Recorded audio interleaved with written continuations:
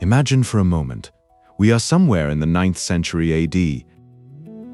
An Arab merchant, weary, his face sunburnt and his eyes still filled with the infinite emptiness of the Sahara, finally crosses the last dunes. Before him, a city appears, vibrant, sprawling, almost unreal after 2 months of traversing the void. He can't believe his eyes. He sees streets teeming with people, markets piled high with precious fabrics, gleaming blocks of salt. And then, above all, that gleam. That heavy, haunting yellow gleam that seems to flow through the fingers of the inhabitants like water. Gold. This merchant will return home to Baghdad, Cairo, Cordoba, and he will tell an incredible story, the story of a country where gold grows in the sand like carrots. A country that maps of the Muslim world will soon call, with a mixture of covetousness and trembling respect, Bilad al-Tibur, the land of gold. Today, we set out in his footsteps. But first, a clarification. You might be thinking of modern Ghana, that dynamic state on the Gulf of Guinea, with Accra, its beaches, and its independence proudly won in 1957. Well, forget it.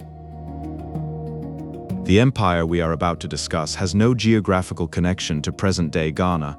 Our story unfolds nearly 1,000 kilometers to the northwest, where the Sahara ends and the savannah begins to breathe, between the great Senegal and Niger rivers. On the arid and magnificent lands of what is now Mauritania and Mali, this was the kingdom of Wagadou. And it is the oldest, the most mysterious, the most fascinating of the great powers of medieval West Africa. To understand the birth of this empire, we must abandon our traditional history books, with their precise dates and signed treaties. Here, memory is not written. It is sung. It is danced. It is passed down from generation to generation through the voices of the Gezeri, the griots, these masters of the spoken word who are the living libraries of West Africa. And all Soninke griots begin the story in the same way, with the tale of a man. A patriarch, a being who seems barely human, so steeped is his legend in magic. His name still resonates today in thousands of surnames. Dinga Cissé. Where did Dinga Cissé come from? Oral tradition is clear, but imprecise. It speaks of the east, far to the east. Some versions mention Aswan, at the gates of pharaonic Egypt. Others speak of Yemen, or even Jerusalem. The exact geography doesn't matter. What counts is the direction of the rising sun, the direction of his illustrious origins. Dinga is not just a clan chief. He is a semi-divine being, a man who speaks to unseen forces, a founding ancestor. His journey westward is an epic in itself. Imagine him traversing wild lands, accompanied by his family and his herds. He doesn't just fight enemies of flesh and blood. He confronts the jinn, the spirits of the bush, those formidable spirits that haunt ancient trees, deep pools, and isolated rocks. Each stage of his journey is a magical duel. Dinga forges alliances with some spirits, subjugating others through cunning or the sheer force of his own powers. In this way, he charts the path that will lead his people to the promised land, Wagadou, the land of herds.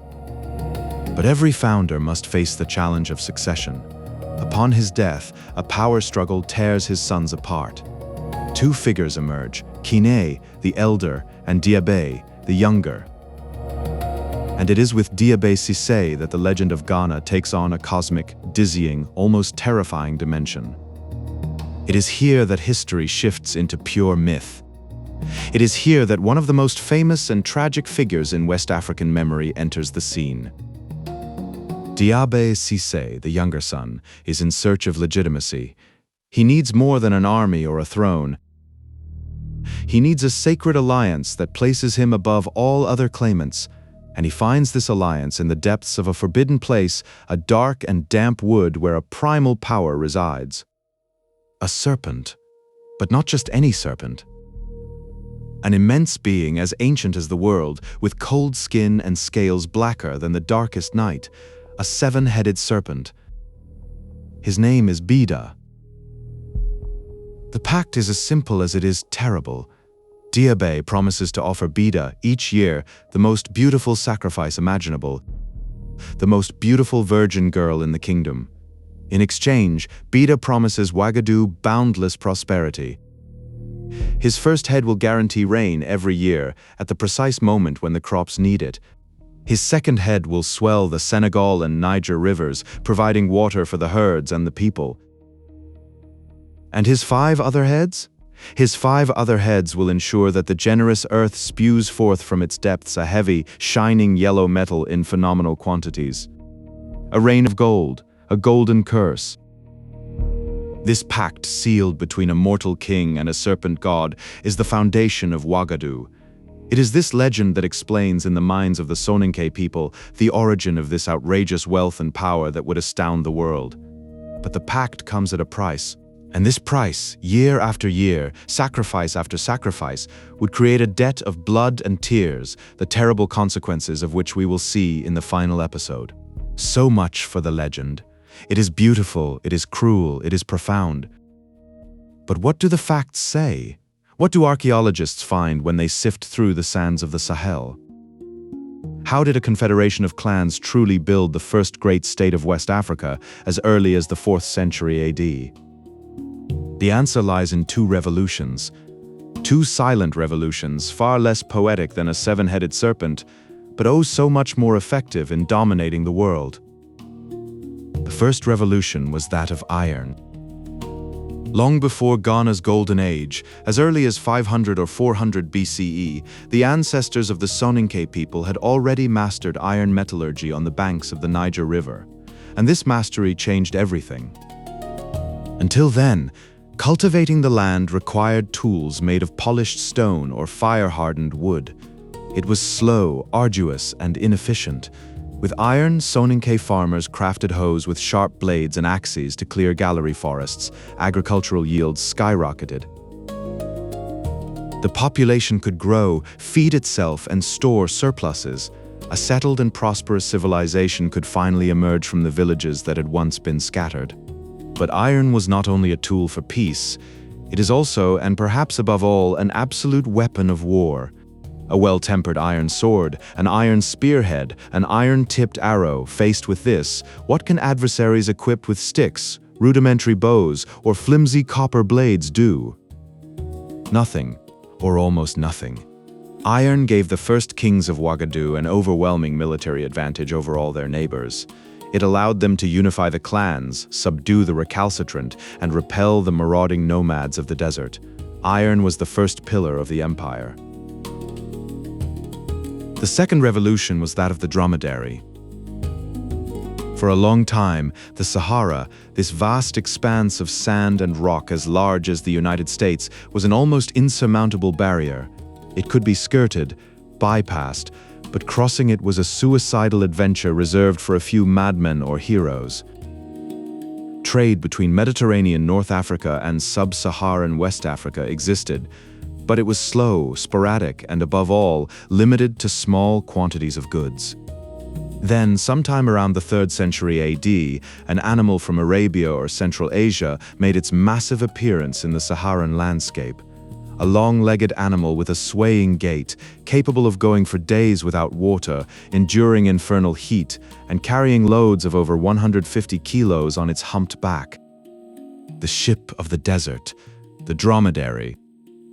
Its introduction was a logistical revolution comparable to the invention of the railway or the shipping container in our time.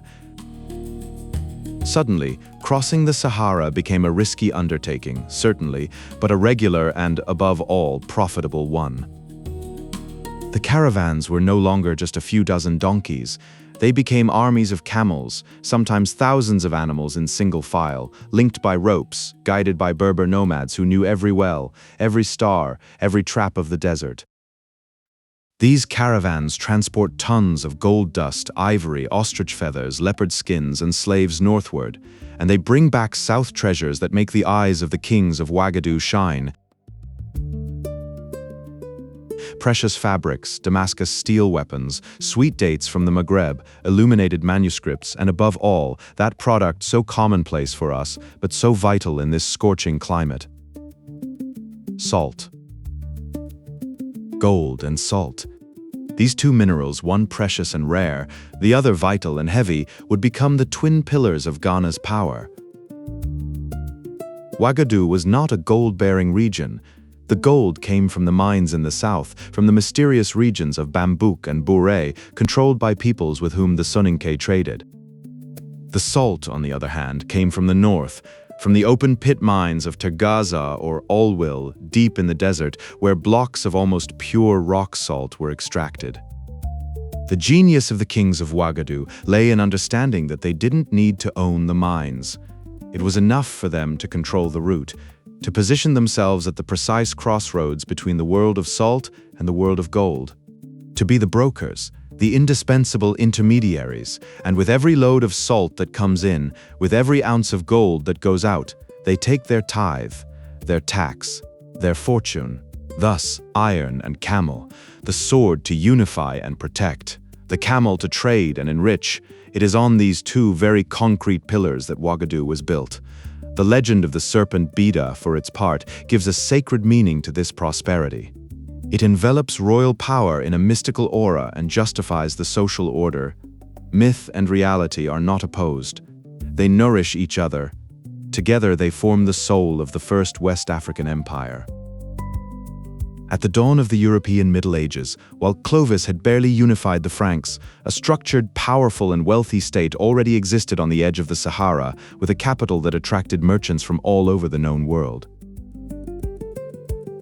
A capital whose name would soon inspire dreams in caliphs and sultans. Kumbi Saleh. This is where we will meet for our next episode. We will cross the threshold of the mythical city. We will see with our own eyes the dazzling brilliance of the gold adorning the king's horses and dogs. We will hear the clatter of caravans of 2,000 camels arriving from the desert. And we will discover the secrets of Kaya Magan, the master of gold, and his absolute monopoly on the largest nuggets.